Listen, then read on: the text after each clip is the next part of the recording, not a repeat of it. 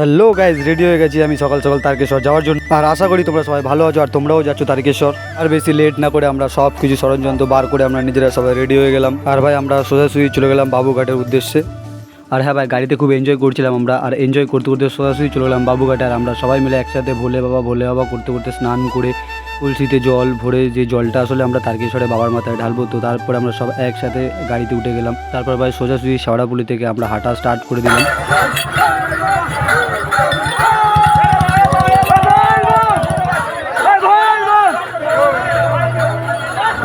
তারপর ভাই বিকেল 4টে থেকে সারা রাত হেঁটে ভাই অবস্থা খুব খারাপ হয়ে গেছিলো। আর আশেপাশে প্রচুর ভিড় ছিল, তোমরা দেখতেই পাচ্ছ।